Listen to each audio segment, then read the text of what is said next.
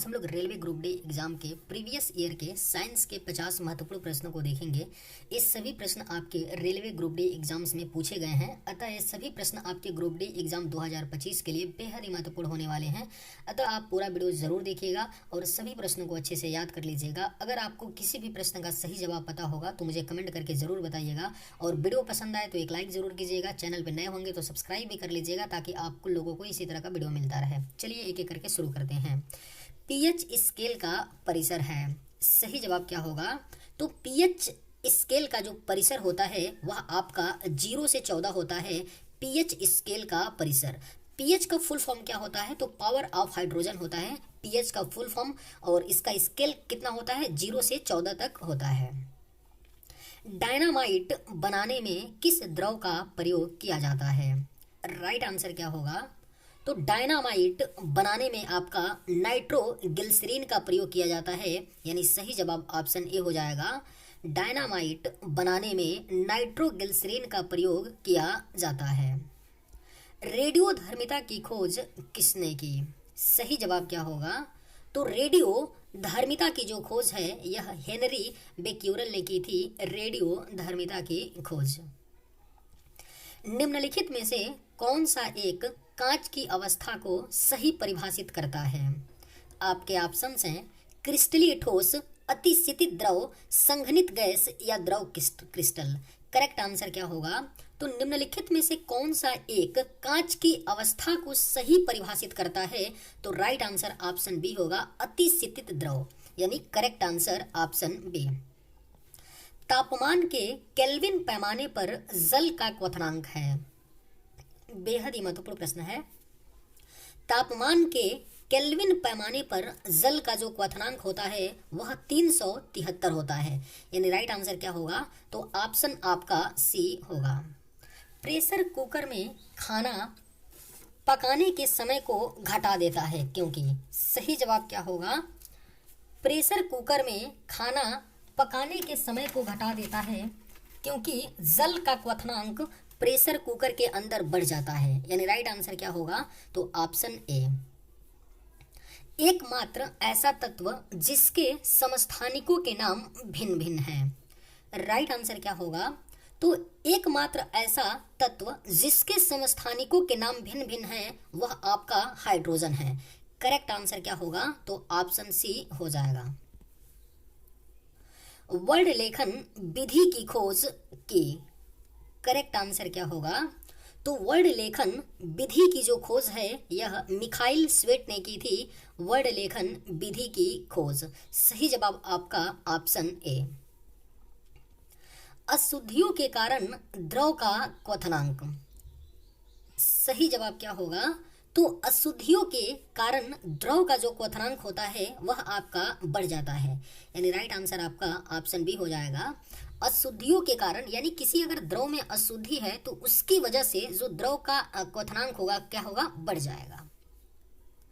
आधुनिक आवर्त सारणी में तत्वों को व्यवस्थित किया गया है, सही जवाब क्या होगा? तो आधुनिक आवर्त सारणी में तत्वों को बढ़ते हुए परमाणु संख्या में व्यवस्थित किया गया है, यानी राइट आंसर ऑप्शन सी। निम्न में से अक्रिस्टलीय ठोस का उदाहरण है? डायमंड, NaCl, रबड़ या क्वार्ट्ज। राइट आंसर क्या होगा? तो निम्न में से अक्रिस्टलीय ठोस का उदाहरण क्या है? तो रबड़ होता है अक्रिस्टलीय ठोस का उदाहरण। किस बंध की बंध ऊर्जा अधिकतम होगी? अगर आप लोगों को ये वीडियो पसंद आए तो एक लाइक जरूर कीजिएगा, और अगर आप इस चैनल पे नए होंगे तो सब्सक्राइब भी कर लीजिएगा। किस बंध की बंध ऊर्जा अधिकतम होगी? तो राइट आंसर ऑप्शन ए होगा, आयनिक बंध। आयनिक बंध की जो बंध ऊर्जा होगी वह क्या होगी? अधिकतम होगी।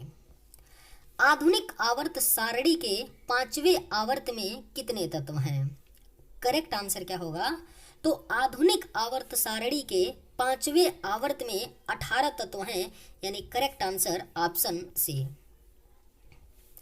तत्वों के वर्गीकरण संबंधी अष्टक नियम की संकल्पना प्रस्तुत की। सही जवाब क्या होगा? तो तत्वों के वर्गीकरण संबंधी अष्टक नियम की जो संकल्पना है यह न्यूलैंडस ने प्रस्तुत की थी। परमाणु तत्व संख्या 29 किससे संबंधित है? करेक्ट आंसर क्या होगा? तो परमाणु तत्व संख्या 29 किसका होता है? तो कॉपर का होता है। यह आपका डी ब्लॉक से संबंधित होता है, कॉपर, जिसका परमाणु संख्या 29 होता है। आधुनिक आवर्त सारणी में है, राइट आंसर क्या होगा? तो आधुनिक आवर्त सारणी में 18 समूह और 7 आवर्त हैं, यानी सही जवाब आपका ऑप्शन बी होगा। किस प्रक्रिया में इलेक्ट्रॉन का ग्रहण यानी लाभ होता है? आपके ऑप्शंस हैं अपघटन, ऑक्सीकरण, अपचयन या संशोधन। सही जवाब क्या होगा? तो किस प्रक्रिया में इलेक्ट्रॉन का ग्रहण होता है? तो करेक्ट आंसर ऑप्शन सी होगा, अपचयन। अपचयन में इलेक्ट्रॉन का ग्रहण होता है।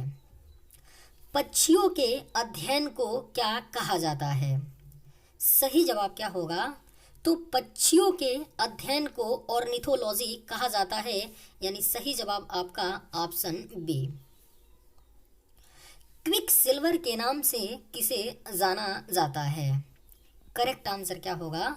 तो क्विक सिल्वर के नाम से पारा को जाना जाता है, क्विक सिल्वर के नाम से, Hg। पारा को क्विक सिल्वर के नाम से जाना जाता है। द्रव सोना के नाम से किसे जाना जाता है? बेहद ही महत्वपूर्ण प्रश्न है, इसे आप लोग स्टार मार्क कर लीजिए, पूछा जा सकता है। द्रव सोना के नाम से किसे जाना जाता है? तो राइट आंसर ऑप्शन बी होगा, पेट्रोलियम। पेट्रोलियम को द्रव सोना के नाम से जाना जाता है। क्विक लाइम के नाम से किसे जाना जाता है? सही जवाब क्या होगा? तो क्विक लाइम के नाम से कैल्शियम ऑक्साइड को जाना जाता है, क्विक लाइम के नाम से। पीतल किसका मिश्रण है? करेक्ट आंसर क्या होगा? तो पीतल जो होता है यह आपका तांबा और जस्ता का मिश्रण होता है, पीतल, जिसमें 70% तांबा होता है और 30% क्या होता है? तो जस्ता होता है। उच्च इलेक्ट्रॉन बंधुता वाला तत्व कौन सा है?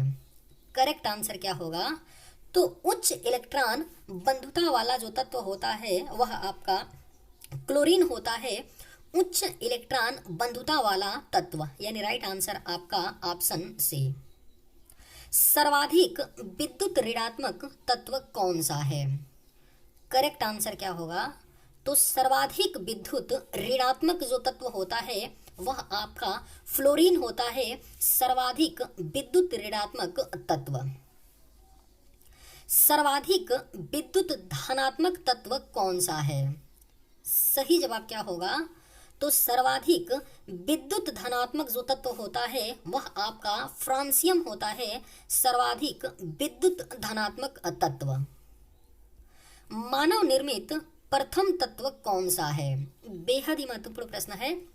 मानव निर्मित जो प्रथम तत्व है वह आपका पोलोनियम है, मानव निर्मित प्रथम तत्व, यानी सही जवाब ऑप्शन डी होगा। गोबर गैस का प्रमुख अवयव क्या है? आपके ऑप्शंस हैं ऑक्सीजन, हाइड्रोजन, क्रिप्टन या मीथेन। करेक्ट आंसर क्या होगा? तो गोबर गैस का जो प्रमुख अवयव है वह आपका मीथेन होता है, मीथेन यानी कि CH4 होता है गोबर गैस का प्रमुख अवयव। अमोनिया की खोज किसने की? राइट आंसर क्या होगा? तो अमोनिया की जो खोज है, अमोनिया NH3 की जो खोज है, यह किसने की थी? तो हैबर ने की थी अमोनिया की खोज। यूरिया में कितना प्रतिशत नाइट्रोजन पाया जाता है? करेक्ट आंसर क्या होगा? तो यूरिया में कितना प्रतिशत नाइट्रोजन पाया जाता है? यूरिया क्या होता है इसका रासायनिक सूत्र? NH2CONH2 होता है यूरिया का रासायनिक सूत्र। इसमें नाइट्रोजन 46% पाया जाता है, यूरिया में नाइट्रोजन, यानी सही जवाब ऑप्शन डी। अमोनिया गैस बनाने की हैबर विधि में किसका प्रयोग उत्प्रेरक के रूप में होता है? राइट आंसर क्या होगा? तो अमोनिया गैस बनाने की हैबर विधि में उत्प्रेरक के रूप में लौह चूड़ का प्रयोग होता है, यानी करेक्ट आंसर ऑप्शन ए। प्राकृतिक रबर में सल्फर मिश्रित करने की प्रक्रिया क्या कहलाती है? राइट आंसर क्या होगा? तो प्राकृतिक रबर में सल्फर मिश्रित करने की जो प्रक्रिया है वह आपका वल्कनीकरण कहलाती है। प्राकृतिक रबर में सल्फर मिश्रित करने की प्रक्रिया। भूपटल पर सल्फर की प्रतिशतता कितनी है? सही जवाब क्या होगा? तो भूपटल पर सल्फर की जो प्रतिशतता होती है वह 0.05% पाई जाती है। भूपटल पर सल्फर की प्रतिशतता। मानव शरीर में सर्वाधिक मात्रा में पाया जाने वाला तत्व है। अगर आप लोगों को ये वीडियो पसंद आए तो एक लाइक ज़रूर कीजिएगा और अगर आप इस चैनल पर नए होंगे तो सब्सक्राइब भी कर लीजिएगा। मानव शरीर में सर्वाधिक मात्रा में पाया जाने वाला तत्व है। सही जवाब क्या होगा? तो ऑप्शन बी होगा ऑक्सीजन। कार्बन डाइऑक्साइड गैस की प्रकृति कैसी है? बेहद ही महत्वपूर्ण प्रश्न है, इसे भी आप लोग स्टार मार्क कर लीजिए। जिस भी प्रश्न को मैं स्टार मार्क करवाता हूं उनके पूछे जाने की संभावना 100% होती है, अतः स्टार मार्क वाले प्रश्नों को अच्छे से याद रखिएगा। कार्बन डाइऑक्साइड गैस की प्रकृति कैसी है? तो करेक्ट आंसर ऑप्शन ए होगा अम्लीय। कार्बन डाइऑक्साइड CO2 की जो प्रकृति होती है वह अम्लीय होती है। नाइक्रोम में कौन कौन सी धातुएं मिश्रित होती है? सही जवाब क्या होगा? तो नाइक्रोम में आपका निकिल, क्रोमियम व आयरन धातुएं मिश्रित होती हैं, यानी करेक्ट आंसर ऑप्शन आपका बी। द्रव में गिरता हुआ पिंड किसके कारण सीमांत वेग प्राप्त कर लेता है? सही जवाब क्या होगा? तो द्रव में गिरता हुआ जो पिंड है यह सीमांत वेग प्राप्त कर लेता है द्रव की सयांता के कारण, यानी राइट आंसर ऑप्शन ए। तारों का रंग किस पर निर्भर करता है? सही जवाब क्या होगा? तो तारों का जो रंग है यह आपका ताप पर निर्भर करता है। तारों का रंग माइकोलॉजी के अध्ययन से संबंधित है। सही जवाब क्या होगा? तो माइकोलॉजी कवक के अध्ययन से संबंधित है। Correct answer option B. Sericulture किससे संबंधित है? सही जवाब क्या होगा? तो सेरीकल्चर जो है यह आपका रेशम के कीड़ों का पालन से संबंधित है। सेरीकल्चर। निम्नलिखित में से कौन सा कोशिका में अधिक मात्रा में पाया जाने वाला अणु है? राइट आंसर क्या होगा? तो निम्न में से कौन सा कोशिका में अधिक मात्रा में पाया जाने वाला अणु है? तो सही जवाब आपका ऑप्शन ए जल। कोशिका सिद्धांत निम्नलिखित में से किस पर लागू नहीं होता है? आपके ऑप्शंस हैं जीवाणु, कवक, शैवाल या विषाणु। सही जवाब क्या होगा? तो कोशिका सिद्धांत निम्न में से किस पर लागू नहीं होता है? तो राइट आंसर ऑप्शन डी होगा विषाणु। कोशिका सिद्धांत विषाणु पर लागू नहीं होता है। निम्नलिखित में से कौन सा घटक पत्तियों को हरा रंग प्रदान करता है? करेक्ट आंसर क्या होगा? तो निम्न में से कौन सा घटक है जो पत्तियों को हरा रंग प्रदान करता है? तो right answer option B chlorophyll. Chlorophyll पत्तियों को हरा रंग प्रदान करता है। निम्नलिखित में से कौन सा नाइट्रोजन फिक्सिंग बैक्टीरिया है? राइट आंसर क्या होगा? तो निम्न में से कौन सा नाइट्रोजन फिक्सिंग बैक्टीरिया है? तो राइट आंसर ऑप्शन सी होगा rhizobium. Rhizobium nitrogen fixing bacteria होता है। रोगों को फैलाने वाले कीड़ों को कहा जाता है? सही जवाब क्या होगा? तो रोगों को फैलाने वाले कीड़ों को वेक्टर कहा जाता है, यानी करेक्ट आंसर ऑप्शन बी हो जाएगा। रोगों को फैलाने वाले कीड़ों को वेक्टर कहा जाता है। एक वस्तु पर लगाए गए गुरुत्वाकर्षण बल को क्या कहा जाता है? सही जवाब क्या होगा? तो एक वस्तु पर लगाए गए गुरुत्वाकर्षण बल क्या कहलाता है? आपका वजन कहलाता है। सही जवाब ऑप्शन बी। निम्नलिखित कारणों में से किसके कारण बादल आकाश में तैरते हैं? करेक्ट आंसर क्या होगा? तो निम्न कारणों में से किसके कारण बादल आकाश में तैरते हैं? तो सही जवाब होगा ऑप्शन डी निम्न घनत्व। निम्न घनत्व के कारण बादल आकाश में तैरते हैं। क्लोरोफिल वड़क का रंग है? सही जवाब क्या होगा? तो क्लोरोफिल वड़क का जो रंग होता है वह आपका हरा होता है।